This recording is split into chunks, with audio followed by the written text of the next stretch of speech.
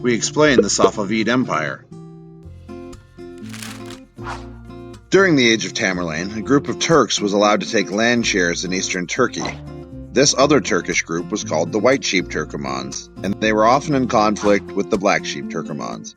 After defeating the Black Sheep, the White Sheep were able to secure Baghdad and a trade route into the Gulf.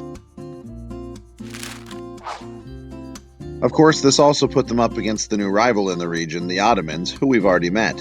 They moved to gather the enemies of the Ottomans to their side, like Venetians and the Safavids, who had just converted to Shiite Islam. The Safavids turned on the White Turks, however, for their lack of decision-making in battle, and then they fought until all the White Sheep were gone. The Safavids named themselves from a Sufi holy man named Safaddin. They found themselves trying to reunify the vast Persian frontier that had once been ruled by the Mongols, the Umayyads, Alexander the Great, Persia, Tamerlane, and many more groups. By 1501, they had taken Tabriz and crowned Ismail to be the Shah. By 1508, they controlled Persia. This occurred at the same time the Ottomans, led by Selim I, were moving into Mesopotamia.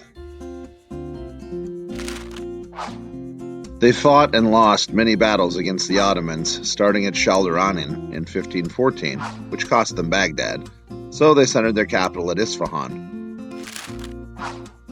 In the reign of Abbas the Great, Isfahan would become the permanent capital. It would reflect a new center of culture, complete with a population of 1 million. New mosques, new schools, baths, libraries, and public parks. It became the center of the silk trade, art, poetry, rugs, and textile making. The Safavids had a difficult time defending themselves at first, especially against the Ottomans and their janissaries, and they also faced outside threats from other Turkish raiding parties coming from the east.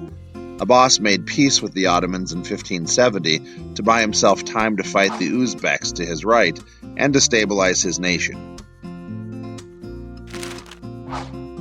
He called for the assistance of English adventurer Robert Shirley, who helped to train the Safavid military. Sir Robert organized the troops into European-styled combat units.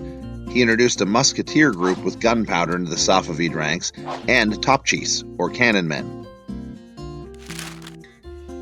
With this new strength, the Safavids were able to defeat the Ottomans in 1603. They took Baghdad back, and then they fought the Portuguese traders for the Hormuz Straits. In 1612, they regained Azerbaijan.